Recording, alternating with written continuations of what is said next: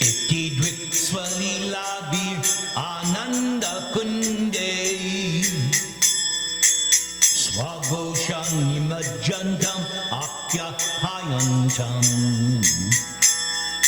tadiyeshu tagyeshu bhaktaya jittatvam punak prematastam shatavriti bande itidwik swalilabir ananda kunde swagoshang nimajantam akyapayantam tadiyeshu tadyeshu bhaktaya jittatvam punak prematastam shatavriti bande varang deva mokshang na mokshavadhimba Machanyam vriniham vareshad akhiha Idam te vapurnatha gopala balam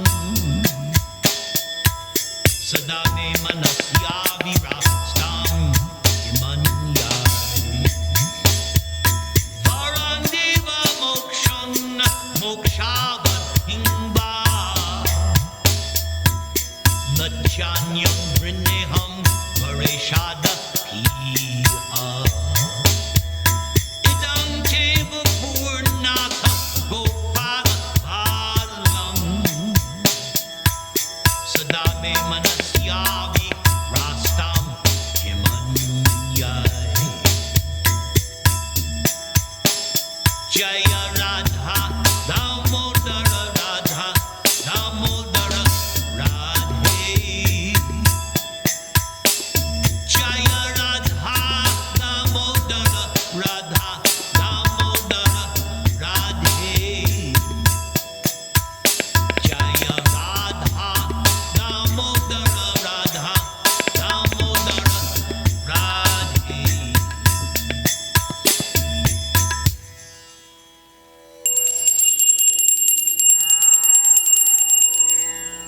Displaying his childhood pastimes, such as this Damodara Leela and others, in this way immersing his own family and all the other residents of Gokula in a pool of bliss by such pastimes.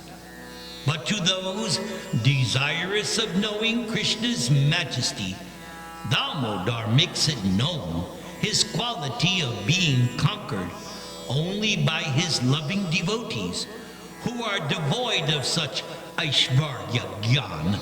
And so again, with love and devotion, hundreds and hundreds of times I praise that Lord Damodara.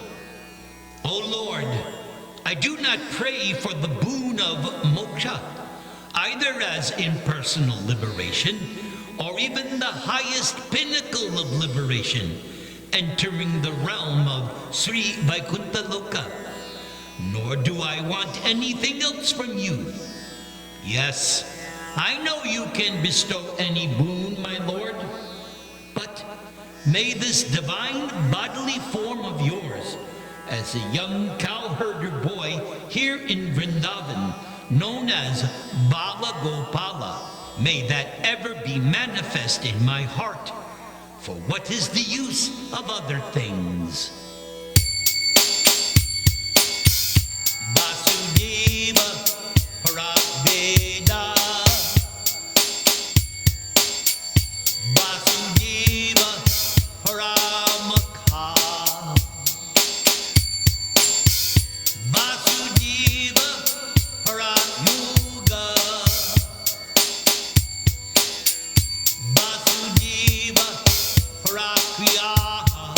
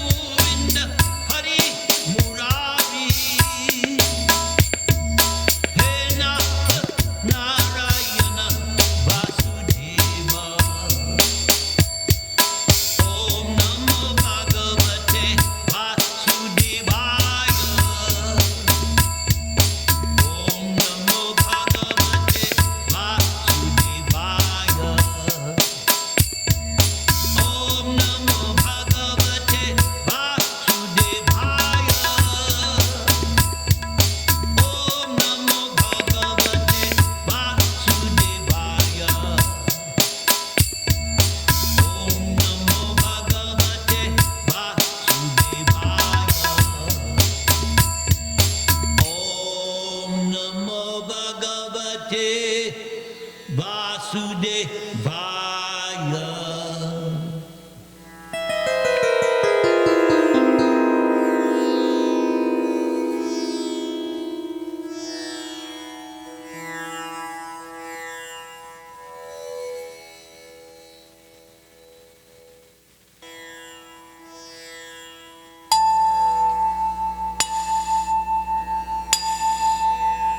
Om Namo Bhagavate Vasudevaya. Mahabharata, Part 1, Chapter 20. Draupadi dragged to the assembly. The chief servant of the palace, Pratikamin, went quickly to the ladies' chambers.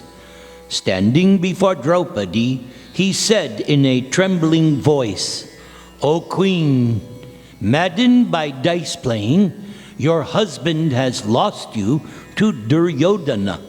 Therefore, come with me to Dhritarashtra's assembly, where you will be engaged in some menial work." Draupadi stood up swiftly and dismissed the maid who had been tending to her hair. Surprised, she replied, "Oh, Pratikamin, how can this be true? Who would stake his own wife in a gambling match? Surely the king must have been intoxicated. Could he find nothing else to stake? O blessed princess, when your husband had already lost all of his wealth, including his brothers and even himself, he then staked you. This makes me very angry. Go back to the hall, Pratikamin, and ask that gambler, who has lost even himself, if he was still my lord when he staked me.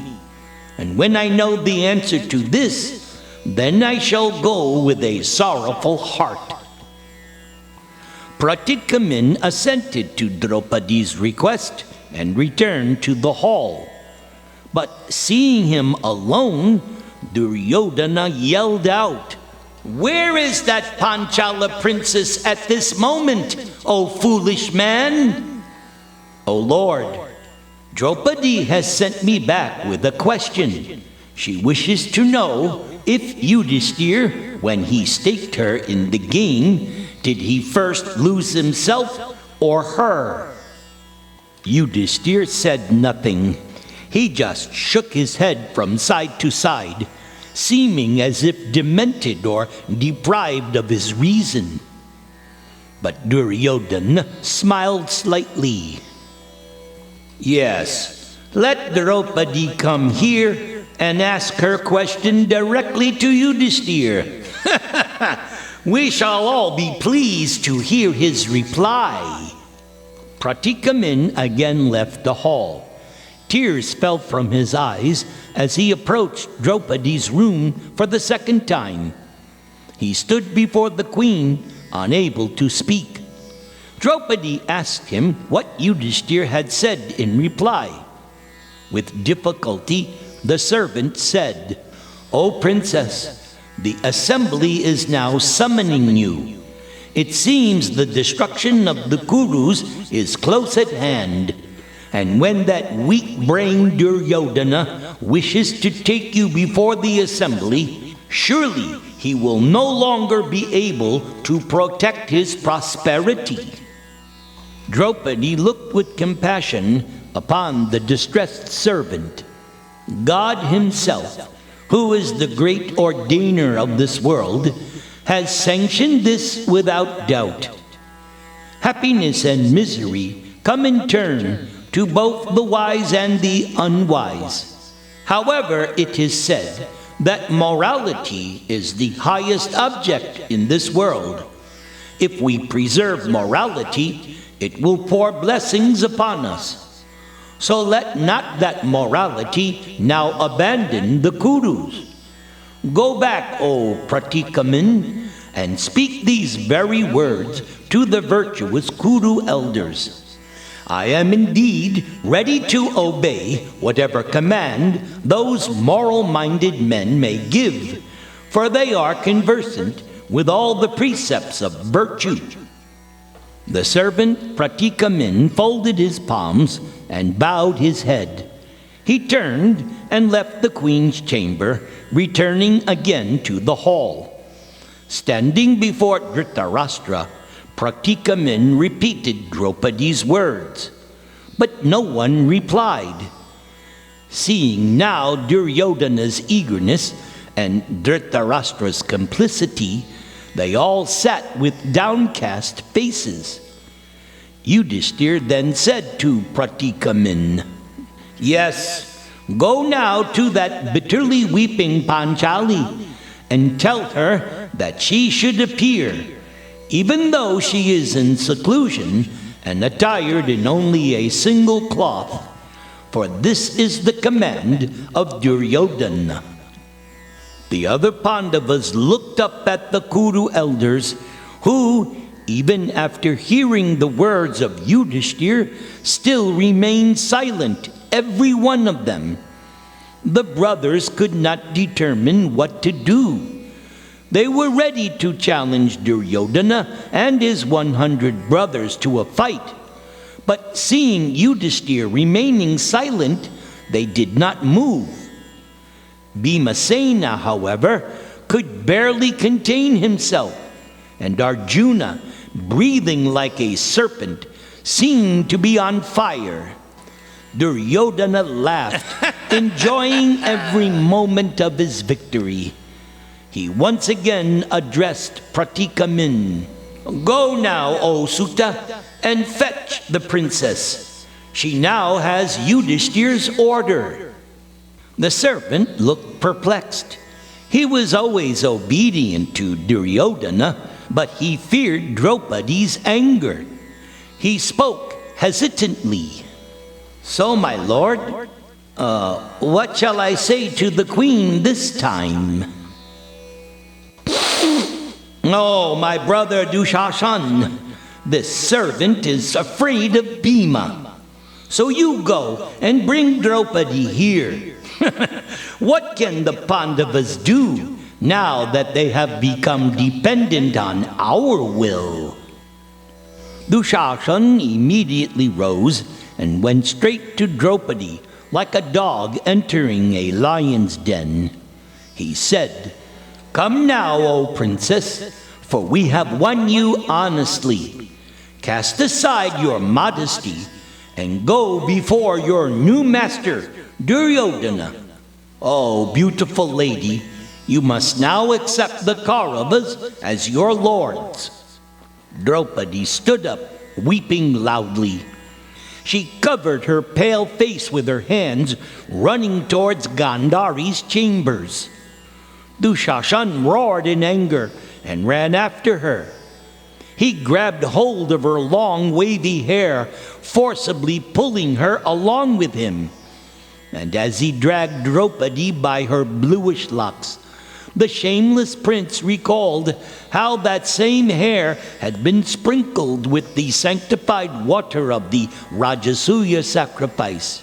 Ignoring her plaintive cries, he pulled her out into the palace passageways. Draupadi spoke to him in a low voice. "O rude one, O wretch, you should not take me before the assembly. How can I appear there in my present condition, dressed only in a single cloth?" "Oh, Panchali, it does not matter whether you are attired in one cloth or even naked. We have won you, and you must now live among our servant women as best you can." Dushashan then dragged the wailing Draupadi into the assembly hall. She prayed piteously to Krishna and Arjuna. Dushashan threw her before Duryodhana, where she fell with her cloth in disarray and her hair disheveled. The Kuru elders could hardly look at her. Bhishma, Drona, and Vidura were unable to maintain their composure, and they cried openly. Dhritarashtra asked, "What is happening now? Is the Panchala princess here?" Then Draupadi rose up like a flame, addressing the assembly in an angry voice. All the persons in this assembly are learned in the scriptures and devoted to sacrifice. Some are my elders and gurus. So how can I stand before them in this state? The high-minded son of Dharma is bound by the subtle rules of morality, and only those with clear vision can understand those rules.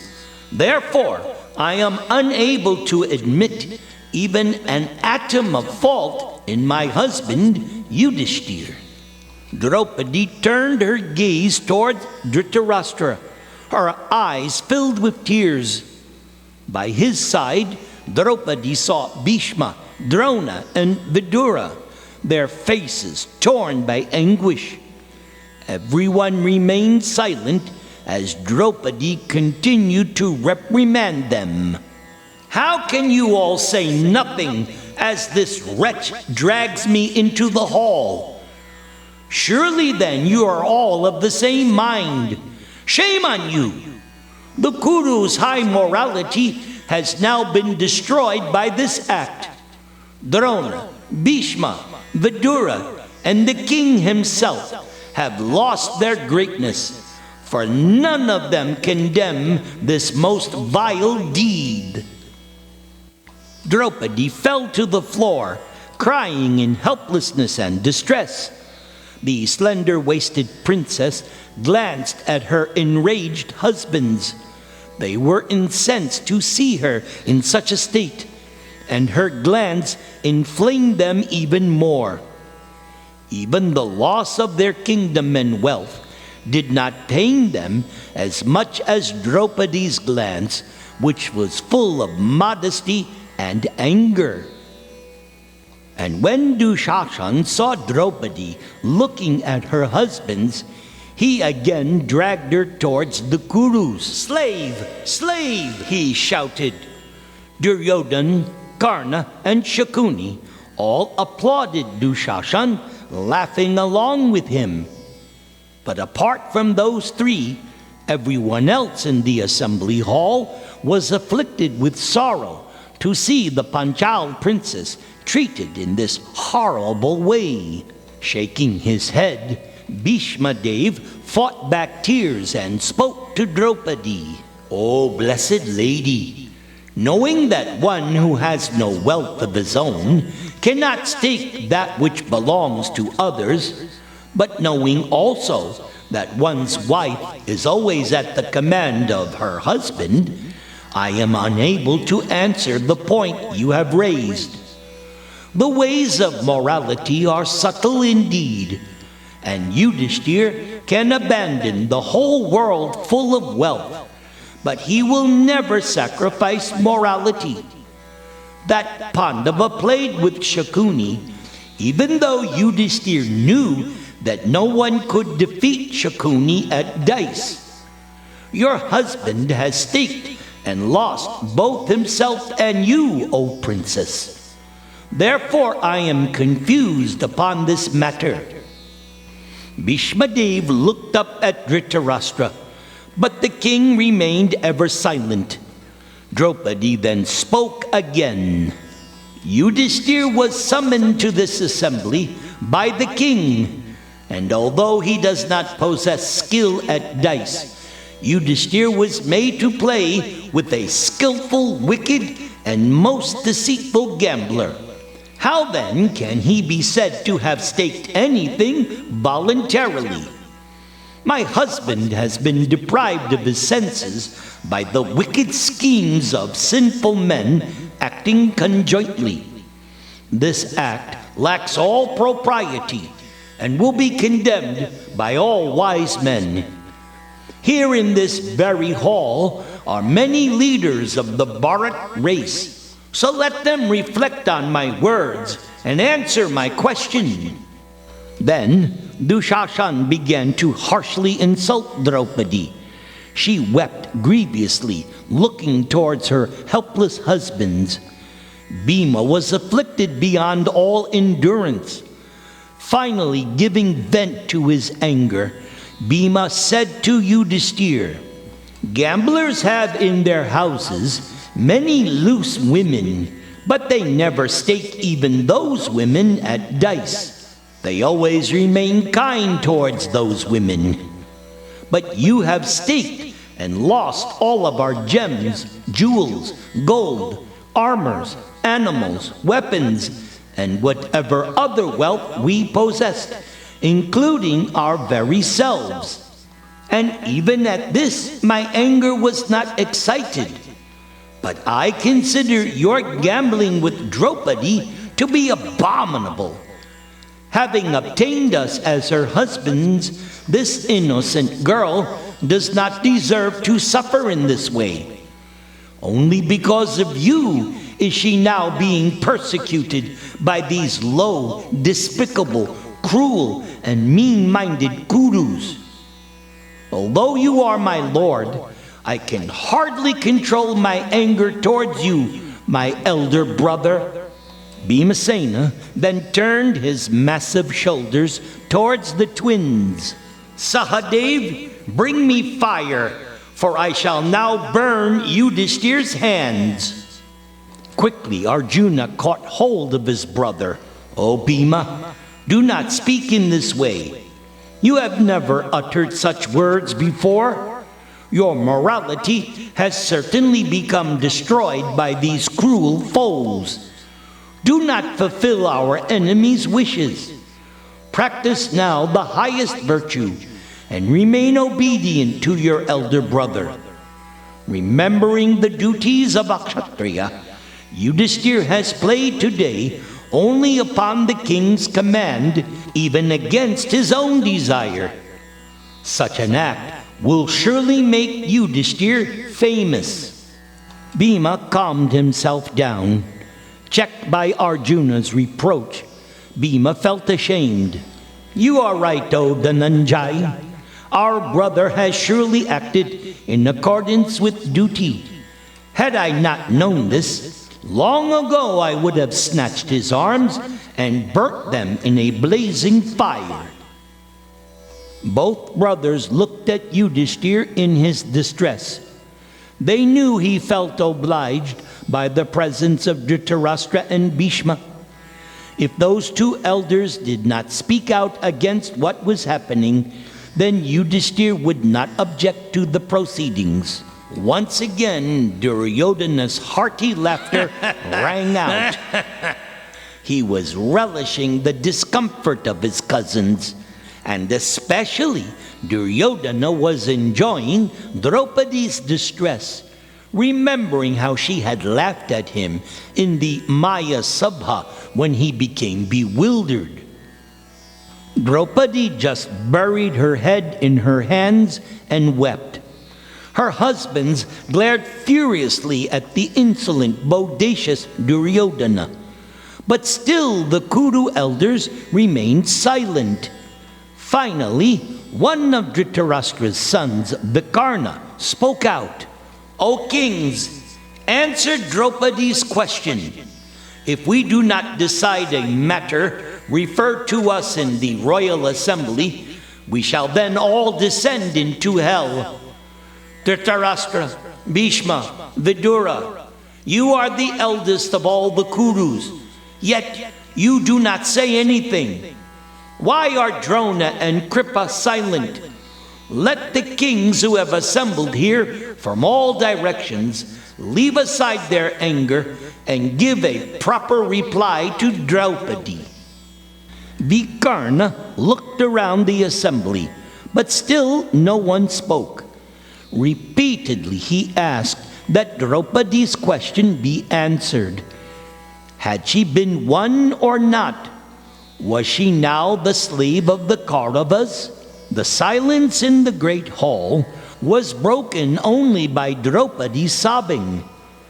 After another agonizing minute had passed, Vikarna said, "So, if no one will respond, then I shall say what I consider just and proper. O best of men, it is said that there are 4 vices to which kings are prone: hunting, drinking, womanizing, gambling. A man addicted to these four vices simply lives by abandoning all virtue. Therefore, that which is performed by one under the sway of any of these sins cannot be taken seriously. Madly under the influence of gambling and urged on by the sinful Shakuni, Yudhishthir staked this princess. But she belongs to all the Pandavas and was lost after Yudhishthir had already lost himself. Nor was Yudhishthir playing the game willingly.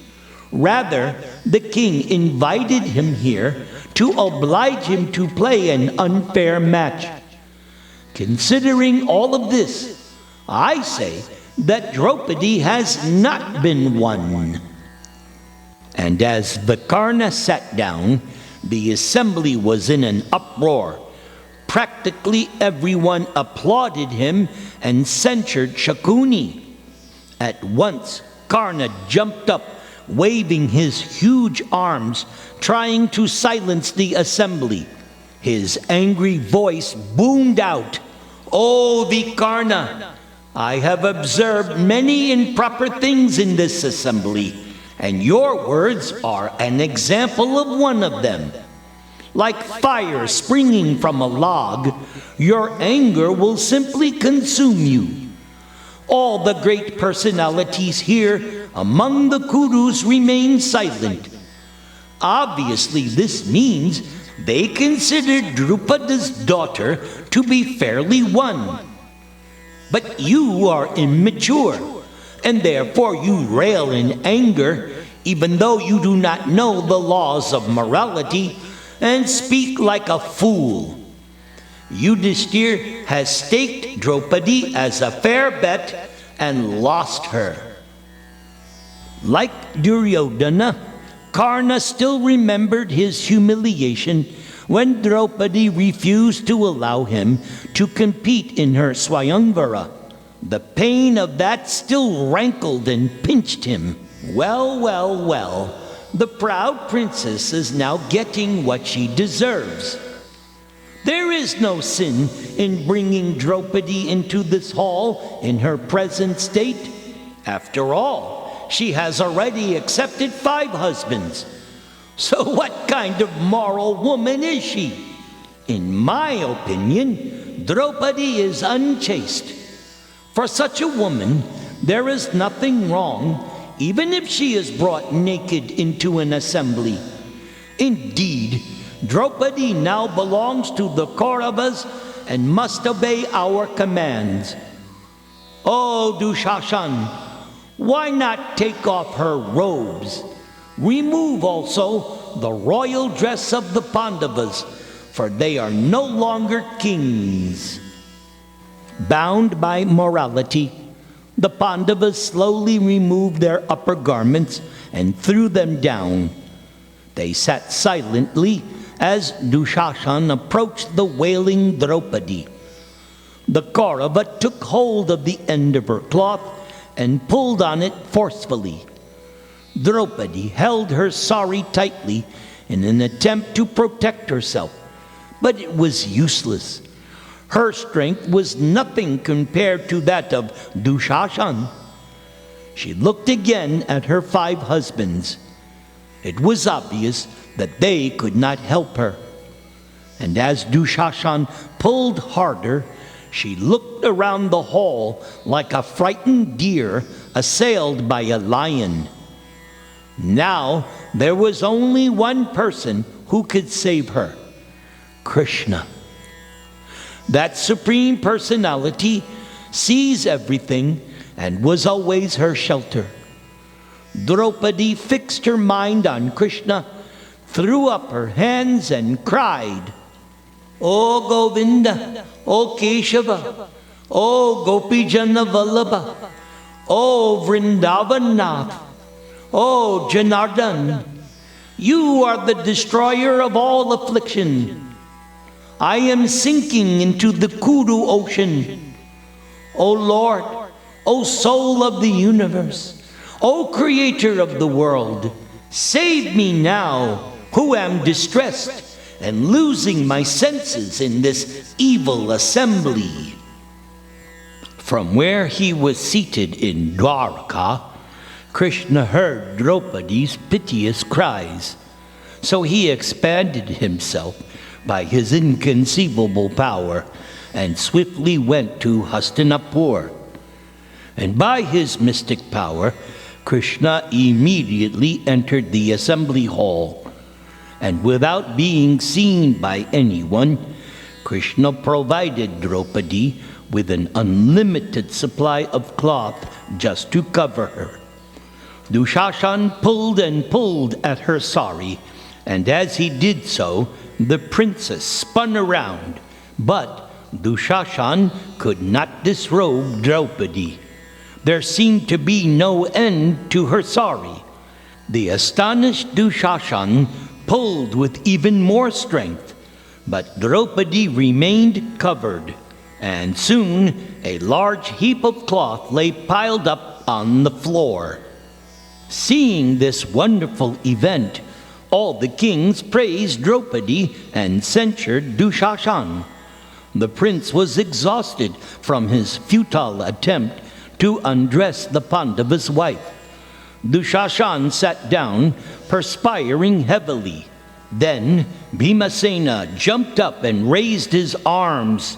Thundering out, he said, "Listen to my words, O kings of the world. Now I shall make a vow unlike any that has been ever made before, nor shall such a vow be made in the future.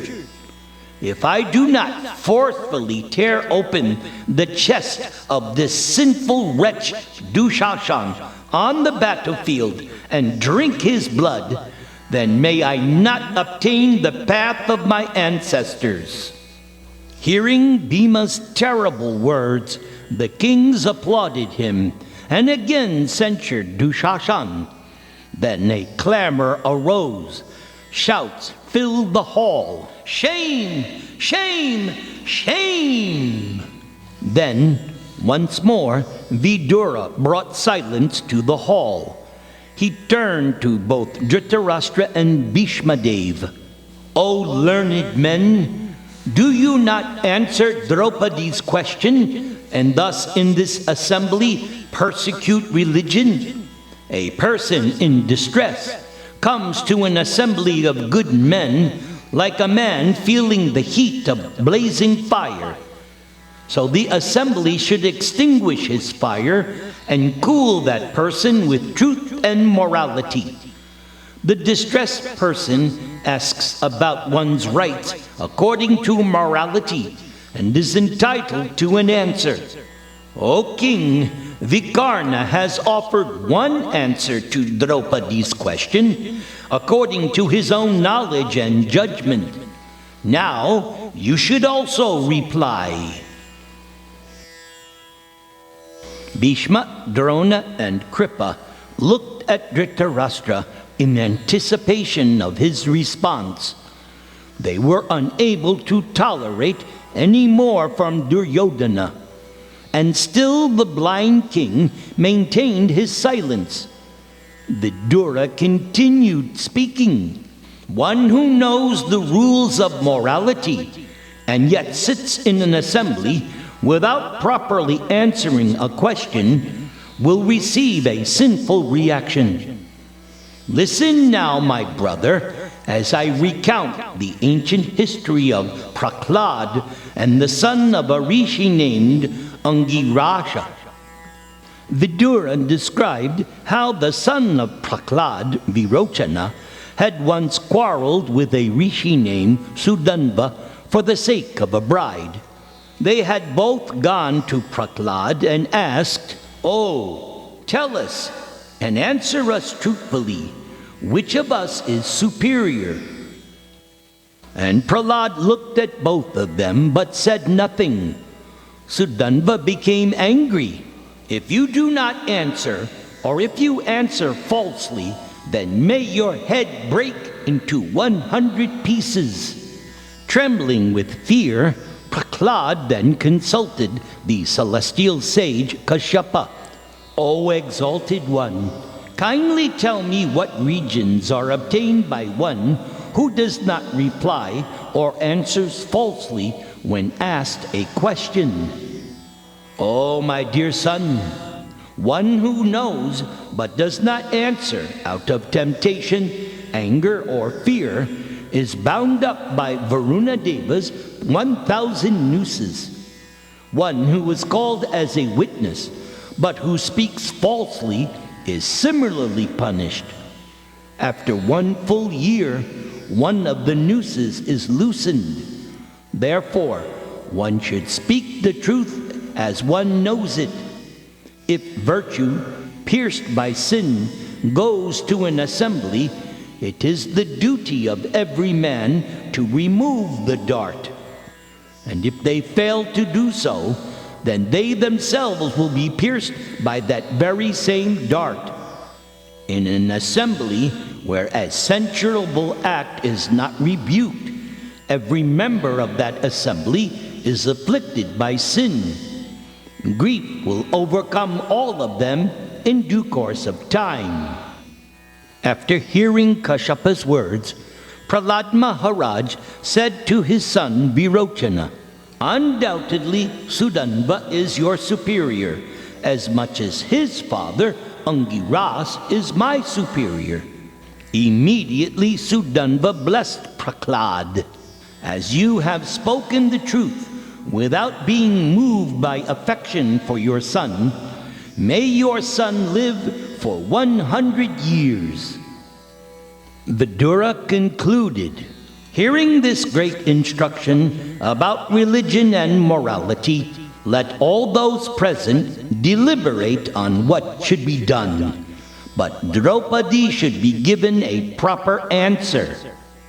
Still there was silence in the hall. Seeing the Kuru elders saying nothing, and thus considering this as tacit approval of her condition, Karna spoke to Dushashan.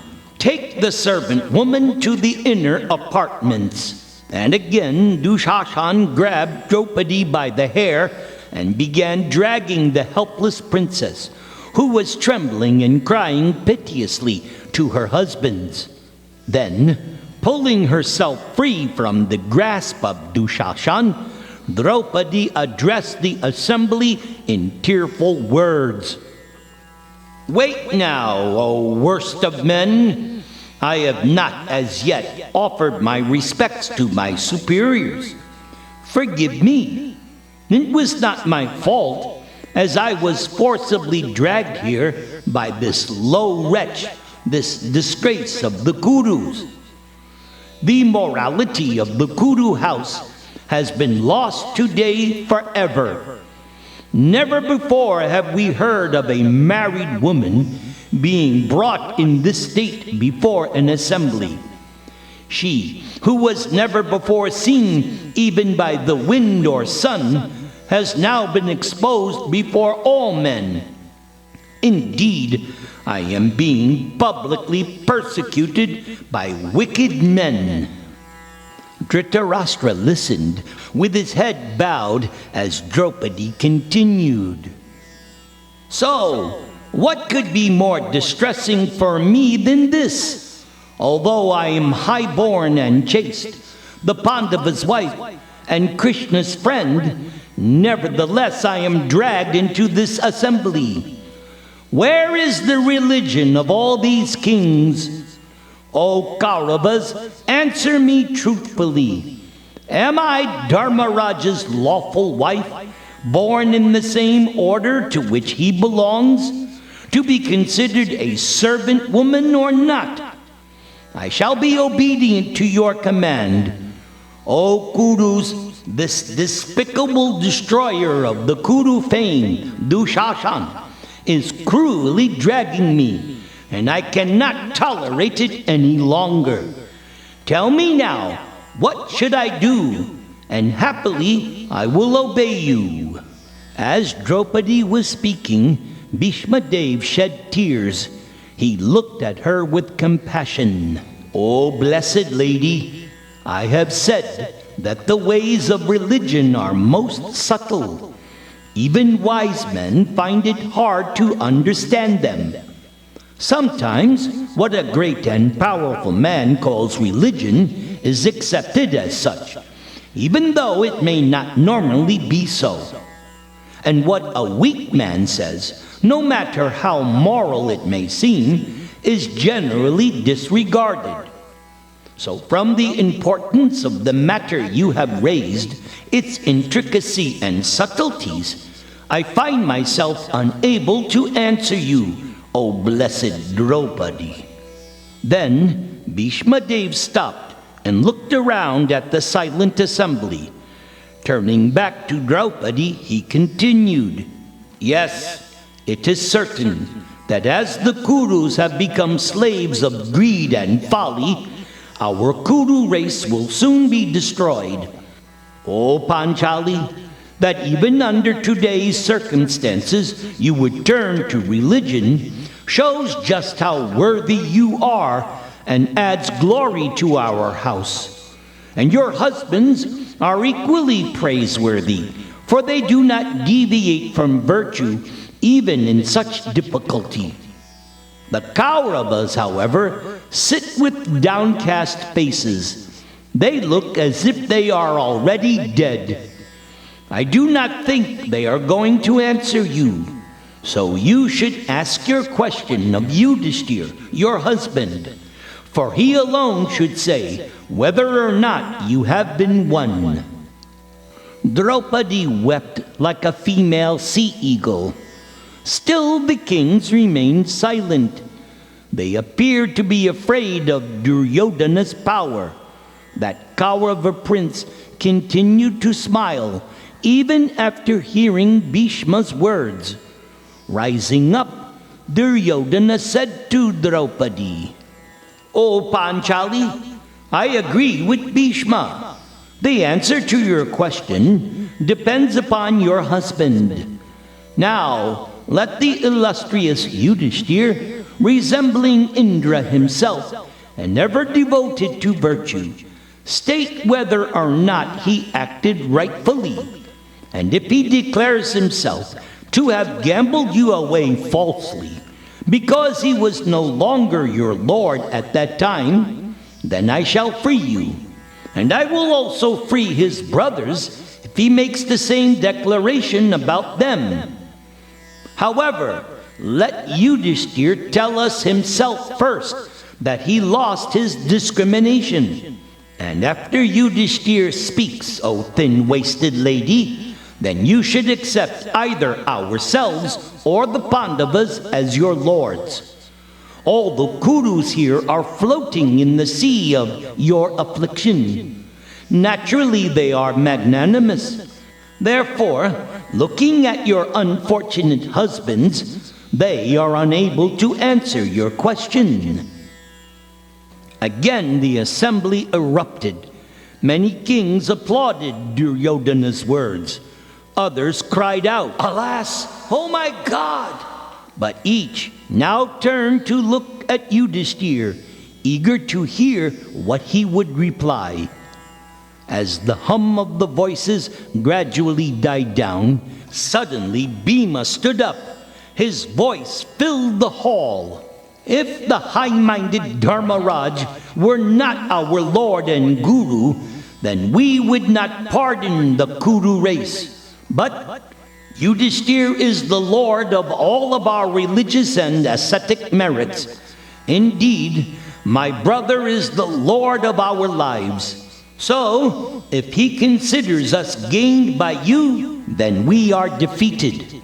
If it were not so, then who is there among mortal creatures on this earth who could escape with their life after touching the hair of the Panchala princess? Just look at my 2 arms. They are maces of steel. Having come within their grasp, who could escape? Not even Indra himself. Bound by the ties of virtue, and by reverence due to our elder brother, And because I am being repeatedly urged by Arjuna to remain silent, I do nothing.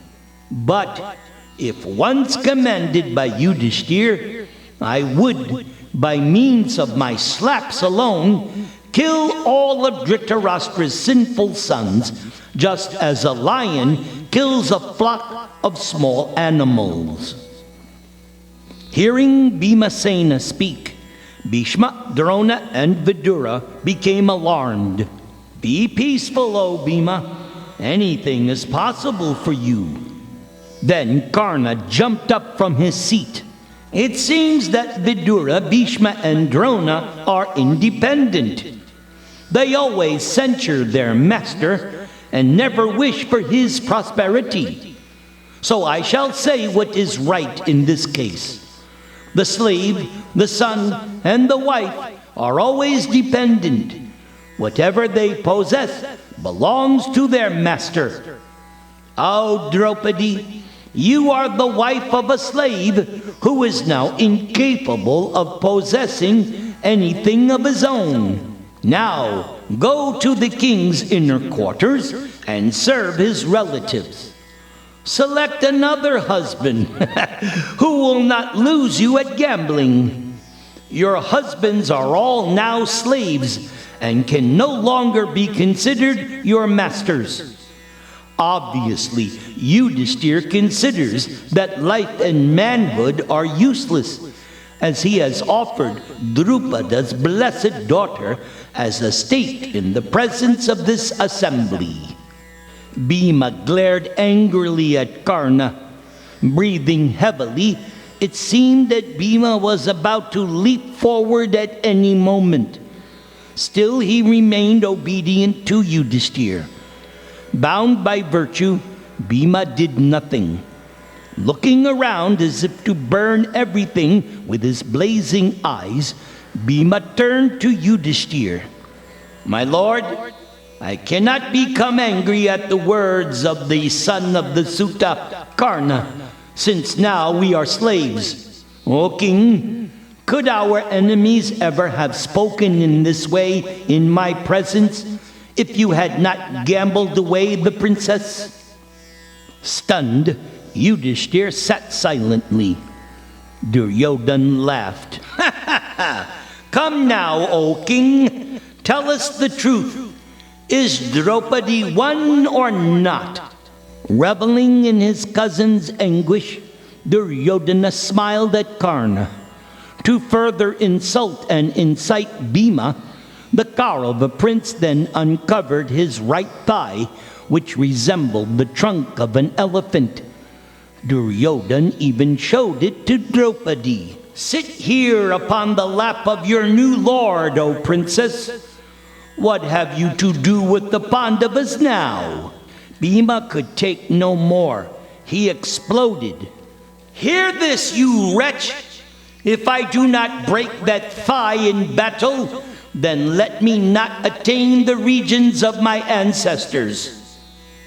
It seemed as if fire was emanating from every part of Bhima's body as he spoke, and his heavy chest rose and fell like the ocean. Vidura then jumped up and addressed the assembly. O kings, observe now the danger we are all in from Bhima. A great calamity threatens to overtake our race. This has been sent by destiny. Dhritarashtra's sons have gambled deceitfully. Now they are quarreling over a woman. This kingdom's prosperity is now at an end. Alas, the Kurus have given way to iniquity and evil. This entire assembly is polluted by sin. O kings, take to heart the precept I shall declare. Having first lost himself, Yudhishthir was actually unable to lose Panchali, so she cannot be considered a slave. Duryodhana looked at the agonized Pandavas. I am willing to abide by the decision of Bhima, Arjuna, and the twins. Let them declare that Yudhisthira is no longer their master, and I will free Draupadi." Arjuna retorted, "Yudhisthira was certainly our lord and master before he began to play. Having lost himself, let the Kurus decide whose master Yudhisthira is now." And as Arjuna was speaking, a jackal suddenly cried out in Dhritarashtra's nearby sacrificial chamber. Asses brayed in response, and fearful birds cried out in all directions of the sky. Seized by anxiety, Bhishma and Drona cried out, "Shanti, Shanti, Shanti!" Vidura urged Dhritarashtra to do something before total disaster overtook them. Now at last, Dhritarashtra accepted that things had gone too far. He had remained silent long enough. Raising his hand, Dhritarashtra silenced the assembly, which was now in chaos because of the evil omens. The blind king spoke. "O wicked-minded Duryodhana, O wretch, you are already as good as dead now that you have insulted a wife of the Kuru chiefs in this way, especially the wife of the Pandavas, Draupadi." Dhritarashtra could understand that they were now faced with grave danger. If he did not appease the Pandavas, then united with the invincible Krishna, they would wreak a terrible vengeance upon the Kauravas. So Dhritarashtra attempted to console Draupadi. "O Panchali, please ask from me any favor you may desire. Chaste and always devoted to virtue, you are the foremost of all of my daughters-in-law." Draupadi looked up at Dhritarashtra, who had said nothing while she was being persecuted. Draupadi knew that he had relented only out of fear. Still, this was her opportunity to rectify the situation. Draupadi bowed before the king and said, "O best of the Bharata race, if you desire to do me good, then let Yudhisthira be freed from slavery. He is the father of my son, Prativindya. Let not people speak of that boy, born and raised as a royal prince, as if he were the son of a slave. O blessed girl, Tatastu, let it be so. But you should ask for another favor, for I am not satisfied just by giving you only one boon. Then, my lord, you should also free Bhima, Arjuna, and the twins, along with their chariots and weapons. Yes, I grant this favor without hesitation. Now you should request a third boon. O king, greed destroys virtue, so I dare not ask for a third favor. Indeed, the scriptures ordain that a Kshatriya woman may ask no more than 2 boons. My husbands, being freed from slavery, will be able to obtain prosperity by their own virtuous acts." Karna broke out laughing. "Just see how these great heroes have been saved by a woman. When they were sinking in a boatless ocean of distress, this beautiful princess became the very boat of their salvation. Why, I have never heard of such a thing before." Bhima flared up, but again Arjuna checked him. "Desist, my brother. Great men never care for the harsh words uttered by inferior men. Even if able to retaliate, they do not take seriously acts of hostility, preferring instead to remember even a little good that their enemies may have done to them." Bhima was hardly pacified by Arjuna's words. He spoke in a low voice to Yudhisthira, "I shall at once kill all these foes." What need is there for further discussion? O Lord, you may then rule the earth without a rival. Repeatedly, Bhima cast angry glances at the Kauravas, just as a lion looks at a herd of small animals. Arjuna restrained Bhima with appealing looks, placing his hand on his brother's heaving shoulder. Smoke, sparks, and flames issued from Bhima's ears, mouth, and nostrils as he fought to restrain himself.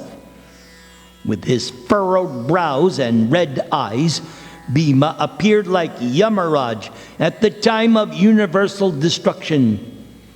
Yudhishthir embraced Bhima and said, "Be peaceful, my brother." Then Yudhishthir turned to Dhritarashtra. "O king, you are our lord. So command us what we should do now. O Ajatashatru, go in peace. You are full of humility, and you wait upon your elders. Therefore you are wise. Those who are intelligent do not remember an enemy's hostility. Instead, they see only the good in their enemies. Only the worst of men use harsh words in a quarrel, while superior men do not react when provoked. Knowing their own feelings, they can understand the feelings of others. Therefore, they always act with compassion, even towards their enemies. So, I beg you to forget the harshness of my eldest son, and instead try to remember whatever kindness myself and Gandhari have shown you. Actually, I have only allowed this gambling match in order to examine the strengths and weaknesses of my children and you Pandavas. In you, O Yudhishthir, is virtue. In Bhima, prowess. In Arjuna, patience. And in the twins, there is pure reverence and service towards superiors. Go then, all of you, and live in peace. Return to your own kingdom. Let there be brotherly love between yourselves and my sons. Be ever fixed in virtue." Thus the Pandavas bowed before the king and left. They ascended their chariots along with Draupadi and started for Indraprastha. The assembly broke up, and all the kings retired to the palatial mansions provided for them by Dhritarashtra. As they left the hall, some of them praised Yudhishthir, while others praised Duryodhana.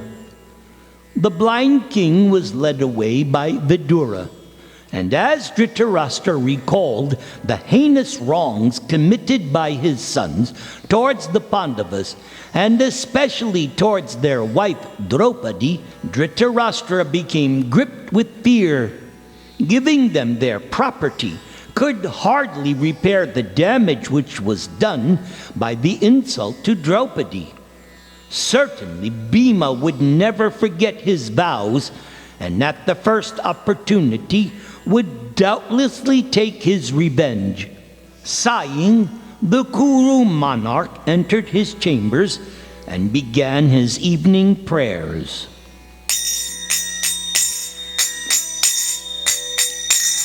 Hare Krishna, Krishna Krishna, Hare Hare, Hare Rama, Rama Rama, Hare Hare.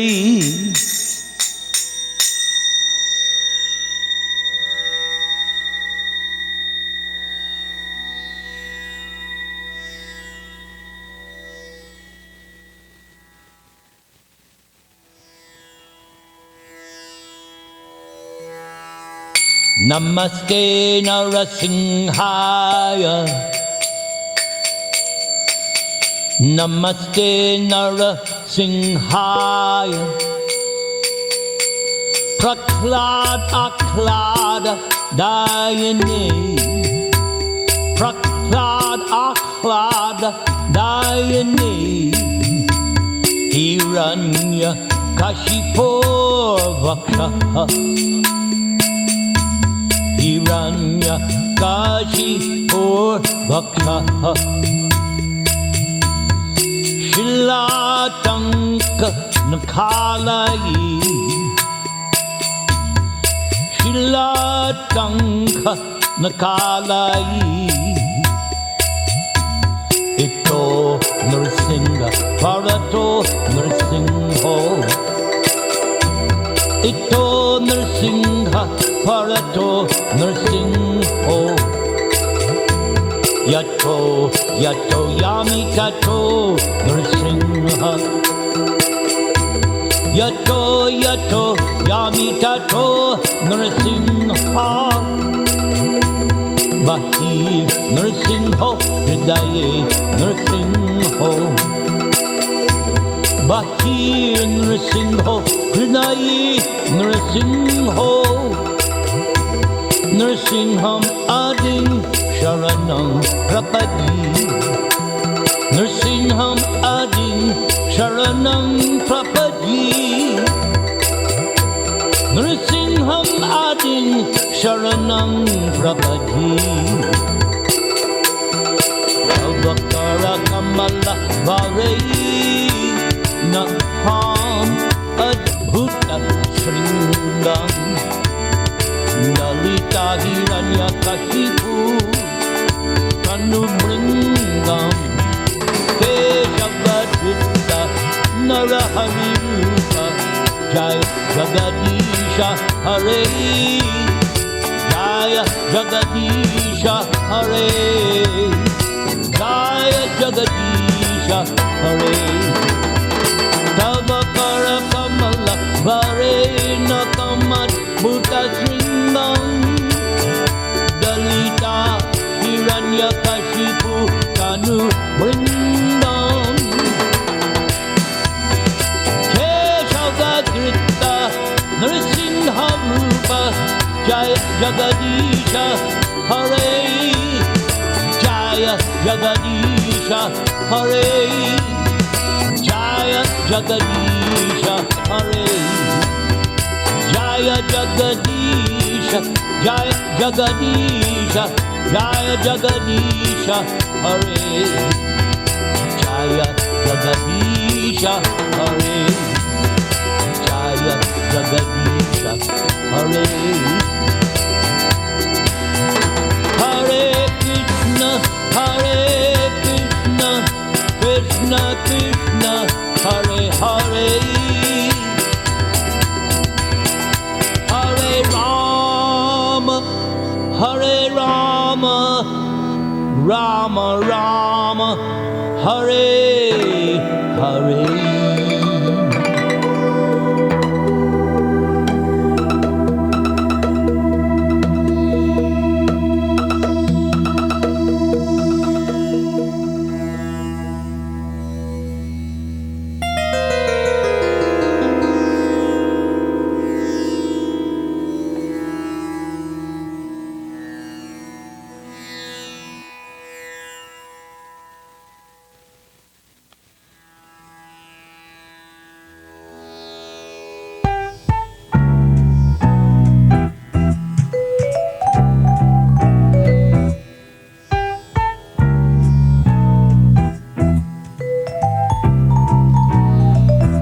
Krishna's so nice to come home to, serving him you should aspire.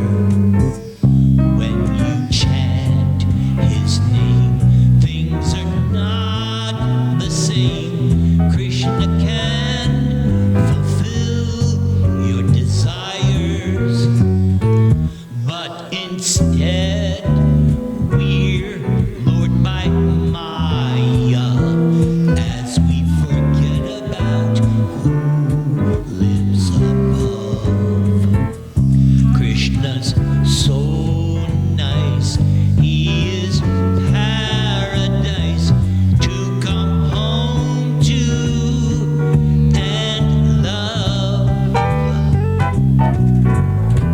dear Sanatan, the sweet, attractive, transcendental form of Krishna is so nice. Just try to understand it. Even a fractional understanding of Krishna's beauty can merge all three worlds in the ocean of love. Krishna attracts all living entities within the three worlds.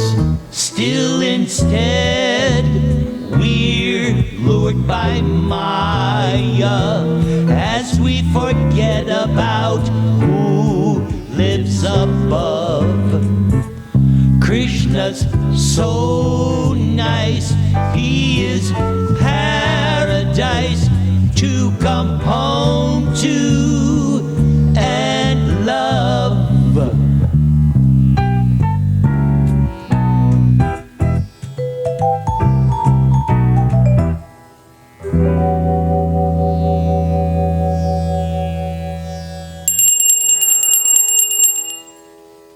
Yes, my dear Sanatan, the transcendental form of Krishna is shown to the world by Lord Krishna's internal spiritual energy, which is a transformation of pure goodness.